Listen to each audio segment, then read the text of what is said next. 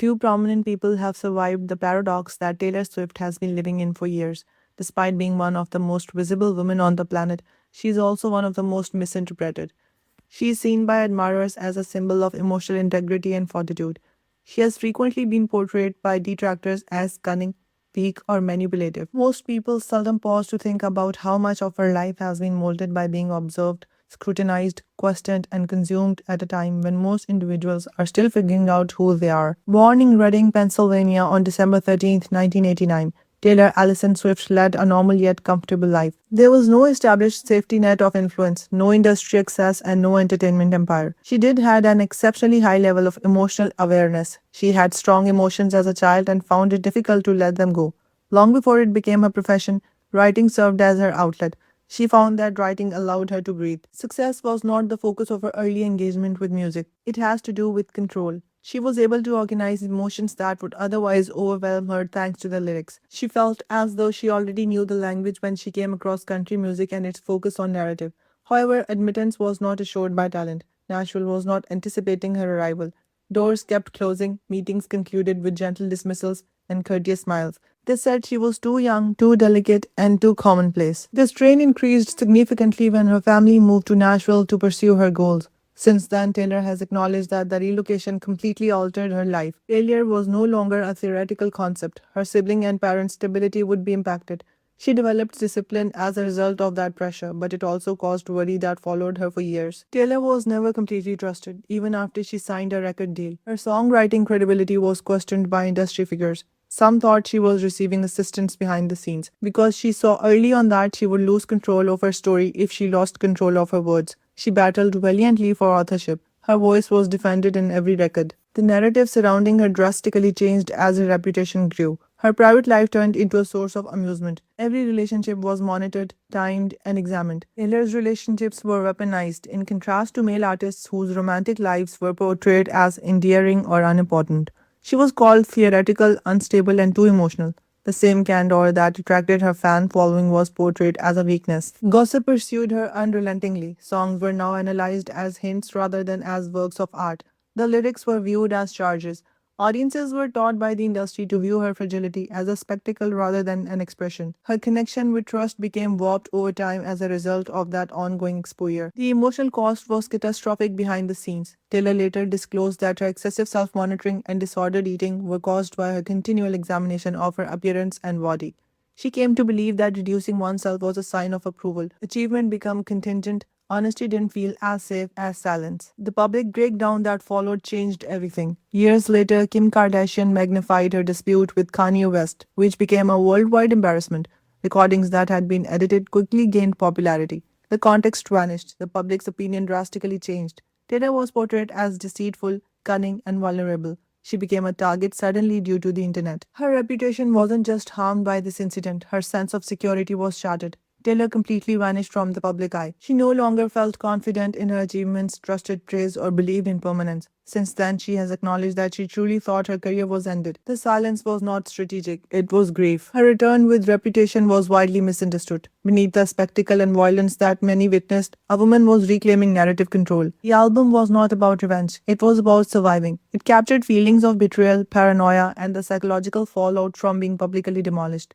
The healing was not complete even at that point. Taylor had a strong sense of guardedness throughout this time. Love, which used to be a meta theme in her songs, became risky. She purposefully kept her long term relationship with Joe Alwyn a secret from the forces that had ruined her other relationships. She avoided public attention for years, preferring emotional security to approval from others. Speculation erupted as soon as the relationship ended. Fans looked for antagonists. For blame, lyrics were mined, real time narratives were created. Taylor declined to participate. Power came from silence. She stopped describing her suffering for consumption. Another defining rupture came when her master recordings were sold without her consent. This was more than simply a corporate betrayal to Taylor. It was theft of existence. She was no longer in control of her life's work. She opted for confrontation through creating instead of retreating. She declared that her whole catalog would be re-recorded. What many wrote off as symbolic ended up becoming historic. Supporters mobilized, charts responded. Taylor used her defeat as leverage. Song by song, ownership was restored. The industry clearly changed. Younger artists watched closely. Power dynamics were revised. She did not just reclaim her music, she altered the rules. Gossip changed rather than vanished as her power increased. Her influence, her alleged relationships, and her calculated silence become the focus of attention.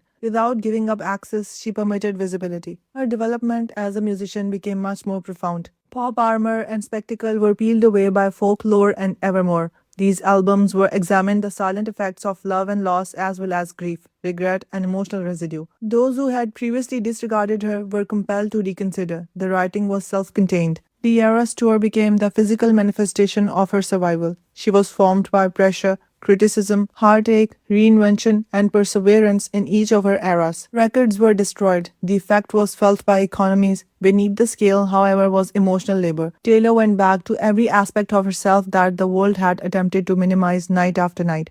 Over the years, she has expressed hard won knowledge in public. According to her, fearlessness is the choice to go in spite of fear rather than the absence of dread. That women are free to change without feeling guilty.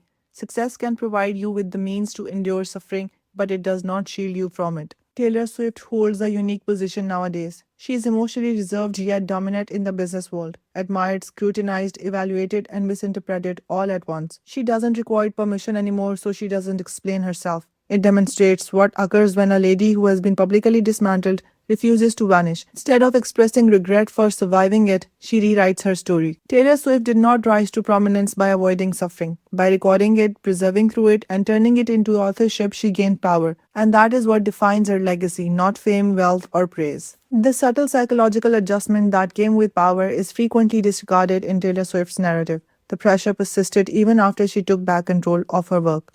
It just took on a different form. She had formerly been motivated by being undervalued. A new kind of isolation was now brought about by dominance. Every action was examined for strategy rather than vulnerability. Every quiet moment was seen as calculated move. Even self-control became contentious. Industry insiders have privately admitted that Taylor's presence changed the dynamics of negotiations. Labels started to exercise caution, leverage was reassessed by executives. A contract served as a case studies for younger artists. Although uplifting, these changes also put Taylor in a difficult situation. She was no longer only an artist negotiating hierarchies of power. Whether she liked it or not, she had come to represent resistance. A new form of gossip emerged with that symbolism. The topic of conversation changed from who she was seeing to how powerful she was. Her personal choices, friendships, alliances, and departures all sparked conjecture. Who did she have a close relationship with? Who had lost favor? Every conversation turned into a possible story. The industry kept a tight eye on her, knowing that alignment with her was important. Her connections continued to arouse excessive interest, even when they were kept confidential. Reactions to her public appearances with partners were rarely impartial. There was a lot of praise, loud criticism. Rather than being personal choices, her choices were portrayed as messages. Taylor discovered that privacy merely altered the nature of inspection rather than putting an end to it. According to friends, she is cautious but incredibly loyal, and she has strong memories of emotional betrayals. Once damaged, trust is rarely completely repaired. Her inner circle has become smaller over time because of this prudence. Her intimacy was limited, but her reach was widened by fame. Taylor has never completely distanced herself from emotional risk despite maintaining a controlled public persona. Fractures, regrets, and unanswered questions are still revealed in her songs. She writes from a place of doubt rather than victory, even at the pinnacle of her power. More than success could, her art is defined by the conflict between vulnerability and power. A renowned work ethic comes at a price, with little time for relaxation due to lengthy tours, demanding schedules, and constant inventiveness. Taylor has said that power frequently seems like an additional burden and that being perceived as unstoppable is draining.